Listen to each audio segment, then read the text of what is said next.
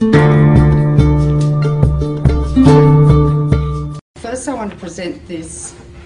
It's produced by the New York Academy of Sciences, and it's a report on Chernobyl. Can be downloaded. They translated 5,000 articles from Russian the first time into English. It seems that nearly 1 million people have already died as a result of Chernobyl, despite what WHO says and the IAEA. This is one of the most monstrous cover-ups in the history of medicine, because everybody should know about this. Then we extrapolate through to Japan. Japan is, by orders of magnitude, many times worse than Chernobyl. Never in my life did I think that 6 nuclear reactors would be at risk. I knew the 3 GE engineers who helped design these Mark I GE reactors. They resigned because they knew they were dangerous. So Japan built them on an earthquake fault. The reactors partially withstood the earthquake, but the external electricity supply was cut off, and this external electricity supply supplies the cooling water 1 million gallons a minute to each of those 6 reactors. Without the cooling water, the water falls and the rods are so hot they melt, like at 3 Mile Island and at Chernobyl. So the emergency diesel generators, which are as large as a house, got destroyed by the tsunami. So there is no way to keep the water circulating in the reactors. Also, on the roofs of the reactors, not within the containment vessel, are cooling pools. Every year they remove about 30 tons of the most radioactive rods that you could possibly imagine. Each one is 12 feet long and half an inch thick. Gives out so much radiation, like X-rays, that if you stand next to it for a couple of minutes, you'll die. Not drop dead, but with, remember Litvinenko, the Russian who got poisoned by polonium? You'll die like that, with your hair falling out, bleeding to death and dying of massive infection, like AIDS patients die. So these are, and they're thermally hot, so they have to be put in a big pool and continually cooled too. The pool has really no roof. There have been 3 hydrogen explosions blowing off the roof of the building, not the containment vessel of the core, but the roof, and exposing the cooling pool. 2 of the cooling pools are dry. They have no water in them, meaning that the nuclear fuel rods are covered with a material called zirconium. When zirconium is exposed to air, it burns, it ignites. And there have been 2 of the fueling pools at this moment are burning. In the cooling pools are many times, you know, like 10 to 20 times more radiation than in each reactor core. In each reactor core is as much long-lived radiation as that produced by 1,000 Hiroshima-sized bombs. We are dealing with diabolical energy. E equals mc squared. It's the energy that blows up nuclear bombs. Einstein said nuclear power is a hell of a way to boil water, because that is all nuclear power is used for, to boil water through the massive heat, turn it into steam, turn a turbine which generates electricity. Now when you fission uranium, 200 new elements are formed, all of which are much more poisonous to the body than the original uranium. Although uranium's pretty poisonous, America used it in Fallujah and Baghdad, and in Fallujah 80% of the babies being born are grossly deformed. They're being born without brains, single eyes, no arms. The doctors have told the women to stop having babies. The incidence of childhood cancer has gone up about 12 times.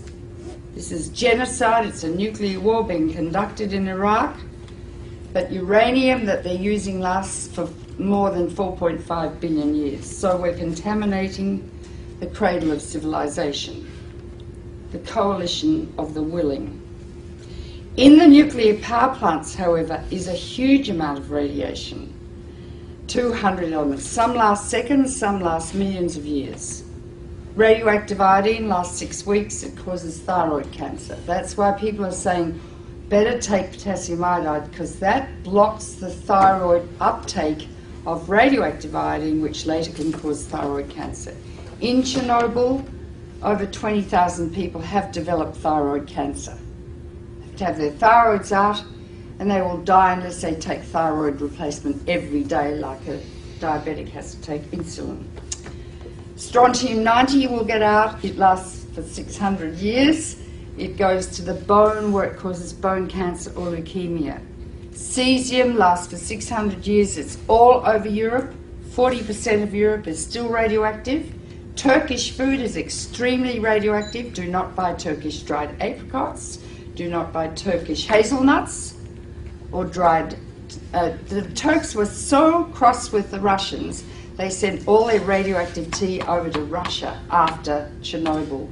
But 40% of Europe is still radioactive. Farms in Britain, their lambs are so full of cesium they can't sell them. Don't eat European food. But that's nothing compared to what's happening now. One of the most deadly is plutonium, named after Pluto, god of the underworld. 1/1,000,000th of a gram, if you inhale it, will give you cancer. Hypothetically, 1 pound, if evenly distributed, could give everyone on Earth cancer. Each reactor has 250 kilos of plutonium in it, kilograms. You only need 2.5 kilograms to make a bomb, because plutonium is what they make bombs with. It's the only country that has a reactor. From your uranium, you are the biggest exporters of uranium in the world, Cameco. Canada sells two things. It sells wheat for life and uranium for death. Right? Plutonium is going to get out and spread all over the northern hemisphere, and it's already heading towards North America now. Plus radioactive iodine-129, its half-life is 17 million years, plus strontium, plus cesium, plus tritium, and I could go on and on and on. When it rains, down comes fallout, and it concentrates in food. If it gets into the sea, the algae concentrated hundreds of times, then the crustaceans concentrated hundreds of times, then the little fish, then the big fish, they're nuts. Because we stand on the apex of the food chain. You can't taste these radioactive elements, you can't see them, and you can't smell them. They're silent. When you get them inside your body, you don't suddenly drop dead of cancer. It takes 5 to 60 years to get your cancer. And when the cancer, if you feel a lump in your breast, doesn't say, I was made by some strontium-90 you ate in a piece of fish 20 years ago. All radiation is damaging. It's cumulative. Each dose you get adds to your risk of getting cancer. With americium, that's more dangerous than plutonium. I mean, I could go on and on. Depends if it rains, if you're going to get it or not. If it rains and the radiation comes down, don't grow food, don't eat the food, and I mean don't eat it for 600 years. The radioactive waste from nuclear power is going to be buried, I hear, just like next to Lake Ontario. It's going to leak, last for millions of years. It's going to get into the water, into the food chains. Radioactive waste will induce epidemics of cancer, leukemia, and genetic disease for the rest of time. This is the greatest public health hazard the world has ever witnessed, apart from the threat every day of nuclear war. Einstein said the splitting of the atom changed everything save man's mode of thinking. Very profound. Thus we drift towards unparalleled catastrophe. We are arrogant, we have a lot of hubris, and I think the reptilian midbrain of some men's brains is pathological. We are now in a situation where we have harnessed the energy of the sun. It is totally out of control, and there's simply nothing we can do about it.